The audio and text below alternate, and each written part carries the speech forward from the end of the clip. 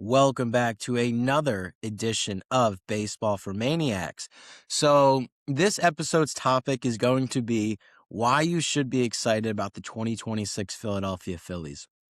So, the last few episodes I've done regarding the Phillies, it's been all negative, and I've said on this podcast numerous times, I hate being that Philadelphia Phillies fan, but based on the circumstances, I felt like it was justified.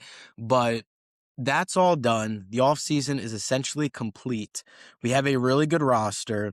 And this episode, I kind of just want to lay out why you should be excited, give you some reasons, because at the end of the day, the Phillies are still one of the best teams in Major League Baseball. And I never want you guys going into a season just doom and gloom because the game of baseball is so great. It's why I do what I do. It's my favorite passion in the world. Just during baseball season, knowing there's going to be a game at 6:40, 7 o'clock, there's nothing better.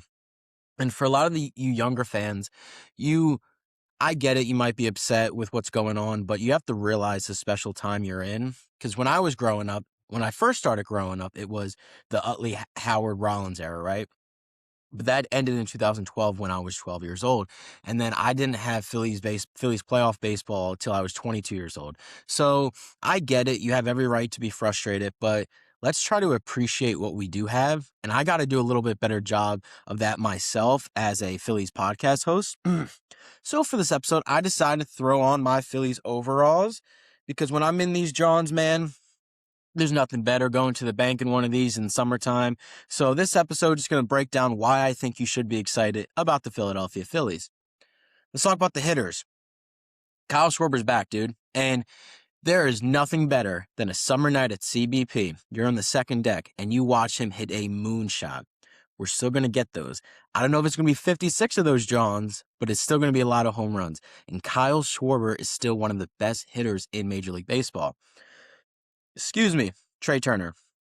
I've said what I said about Trey Turner, but at the end of the day, he is still one of the best shortstops in Major League Baseball. God, that coffee's not going down so good. But Trey Turner's going to be fun to watch. I'm very excited to see if he can replicate his 2025 season or if he can elevate his game to where we've never seen before in Philadelphia. So that 1-2 punch of Kyle Schwarber, Trey Turner is going to be fun to watch. Bryce Harper. No matter, Bryce Harper had a quote unquote down year up to his standards last year. He was still a really good hitter. OPS over 800, played Gold Glove defense at first base. Always goes out, always plays the game hard. So at your floor with Bryce Harper, you're getting something special. I got him on my wall for a reason. But I truly think we are going to see a Bryce Harper similar to his 2021 NL MVP version. I don't think he's ever going to reach that height, but a motivated Bryce Harper is something different. Arcia, attaboy Harper. You saw what he did the very next game. Dombrowski saying he didn't have an elite season, which in all reality was true, right? But I think that lit a fire under Bryce Harper to where we are going to see a version similar to his MVP form. And that 1-2-3, look, you can say all you want about the cleanup hitter, how we haven't had it in the winning era of Phillies baseball. And that's true. And I've said it numerous times, whether it's Alec Boehm, JT, we don't have a 4-hitter. We still have a really, really good top 3. And they were top 5 in offense last year. So I get it, the playoffs are the playoffs, but this this episode, I don't want to think too much into the playoffs. We'll get there. But what I love about baseball is the journey. It's the pitchers and catchers reporting in a few weeks. It's watching Phil's baseball from March to October. We'll deal with the playoffs when we get there, but we do have a good offense. So enjoy it. And then the other hitter that I want to get into that I'm really, really excited for, Bryson Stott. I've done a couple episodes to where I've talked about breakout players, and I think the swing adjustment Bryson Stott made in the 2025 season halfway through the mark, thank you, Kevin Long, for that. Good Phillies hitting coach. I don't care what anyone says. I think that's going to lead to Bryson Stott being that player. I think there's a real shot Bryson Stott is going to be the all-star starting second baseman when the all-star game is in South Philadelphia. And that brings me to my next point. The all-star game's in Philly, dude. If you have a chance to go to the Home Run Derby or the all-star game, please do it. And I get it. Tickets and prices can be a lot, right? So if you can't get in, go to the stadium. tailgate with your buddies, hang out with your parents, and just enjoy the atmosphere. Because we haven't had an All-Star game since 1996, before I was born. So just that coming to Philadelphia, it's another chance for Philadelphia to be on the big stage. And guys, Kyle Schwarber's going to be in the home run derby. Bryce Harper's going to be in the home run derby. Enjoy it. Enjoy it because it's part of the journey. 2026, I get it. It seems doom and gloom. It's going to be a fun season, I promise you. And then let's get into the rotation, which was the strength of the Phillies last year, and it's still the strength of this team. Zach Wheeler is the big domino. He's the big X factor. Is he going to return to Zach Wheeler form that he's been with in his time with the Philadelphia Phillies? I think he is.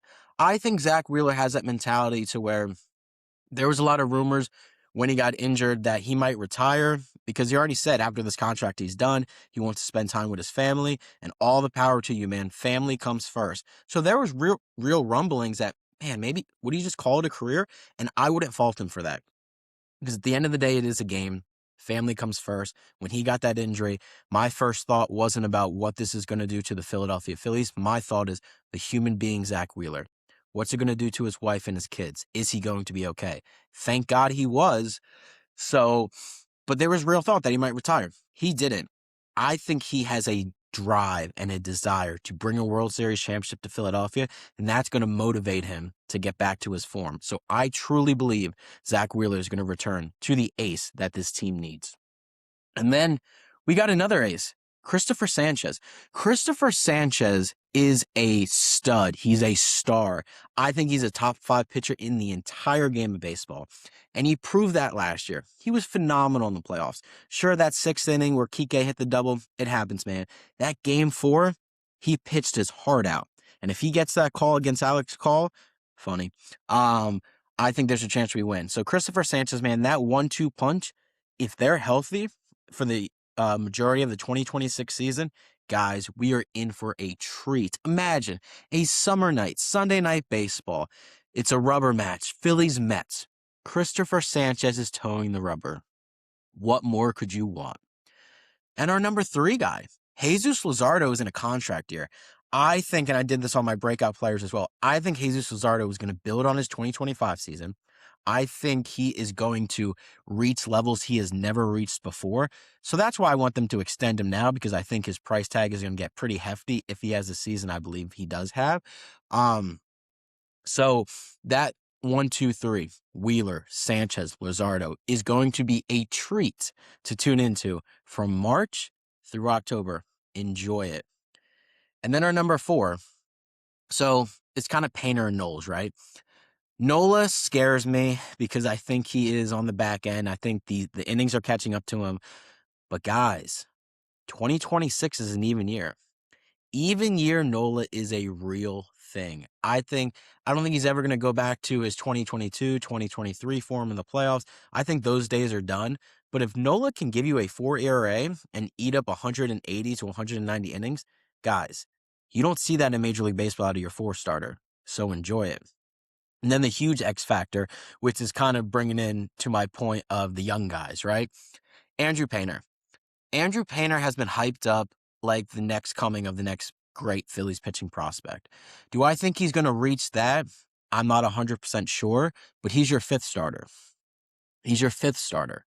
If he returns to the form that he was before the Tommy John injury, guys, we have the best starting rotation in Major League Baseball that can compete with anybody. I don't care about the Dodgers. I don't care about the Mets, the Blue Jays. They might be better than us right now, but if all of our 5 guys are clicking and we get to October and you could roll out a Wheeler, Sanchez, Luzardo, Painter, Knowles. I mean, guys, that's a treat. Enjoy the starting rotation. Of course, it all is determined on health and how these guys perform, but the starting rotation is no slouch. And I think if they all perform to what we think they can, we're going to have the best starting rotation in baseball.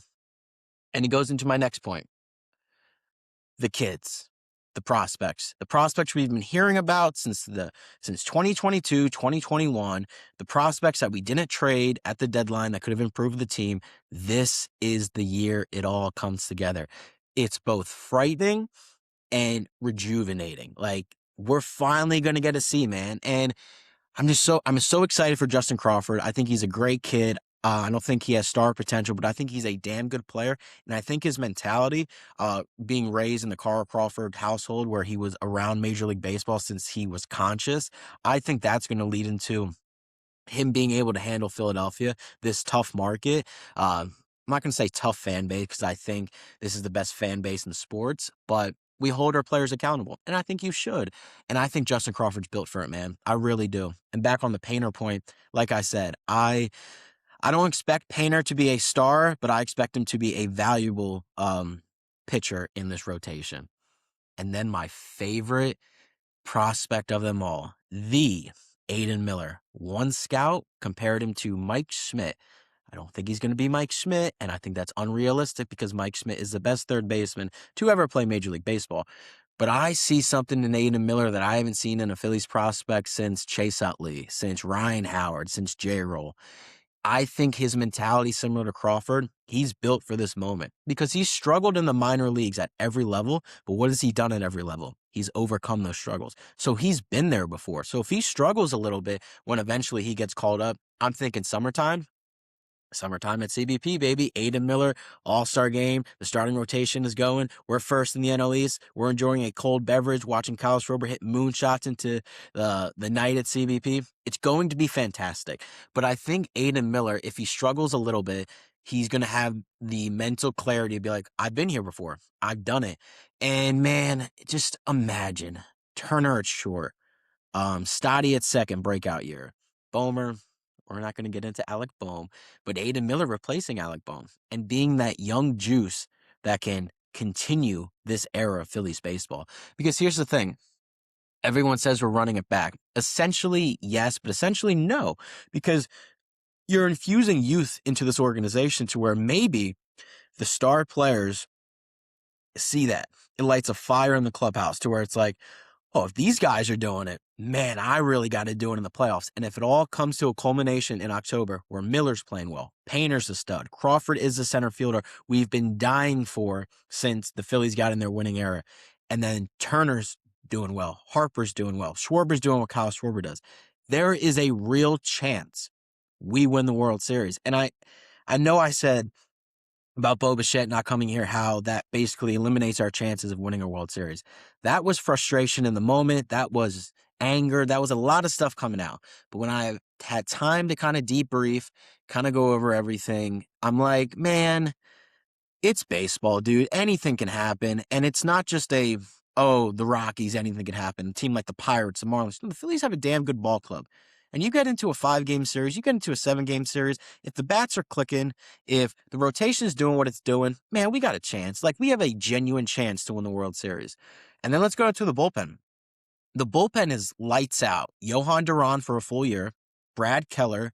Orion Kirkring, I think, is going to have a bounce back year. Jose Alvarado have a full year, a full healthy year without the whole steroids, all that kind of stuff. If Jose Alvarado returns to his 22-23 form, this bullpen is the best in Major League Baseball. Combine that with the rotation. Combine that with the studs of Turner, Harper, Schwarber, a breakout year from Stotty, God willing, and then the young kids coming up and just playing their game. Man, this is a good club. And I'm not quoting Dave Dombrowski to be, be like a jackass or whatever. We genuinely have a good club.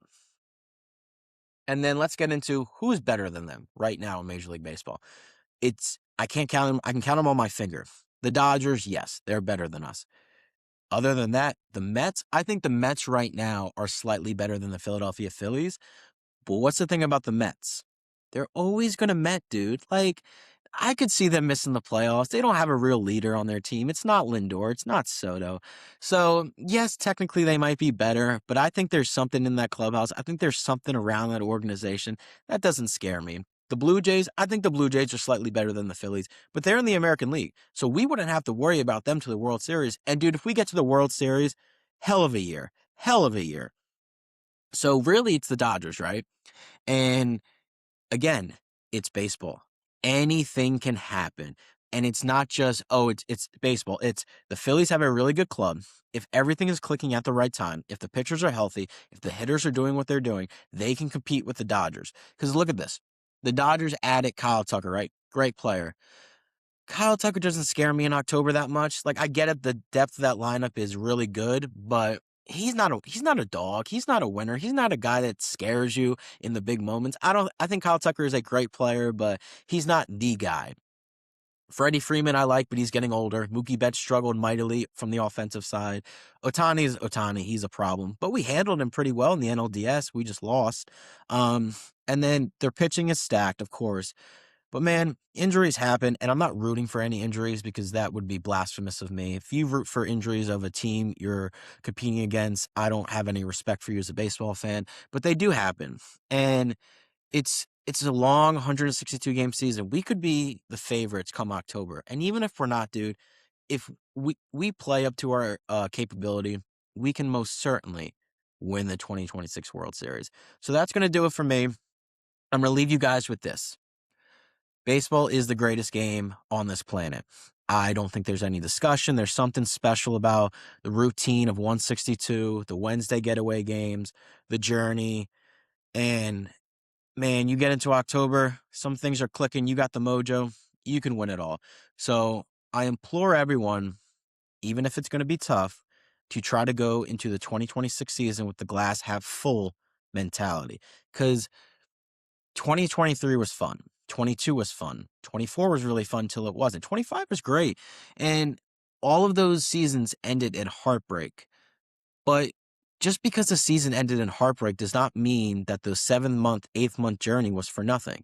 So go into the season, enjoy the little things. Enjoy when the Phillies dropped their first spring training video, JT catching Christopher Sanchez. Enjoy Trey Turner fielding ground balls. Enjoy Justin Crawford tracking down fly balls in center field. Andrew Painter throwing 99 down the gut and just striking hitters out. Enjoy all of that. Enjoy the summer nights. Enjoy the fun. Enjoy your family.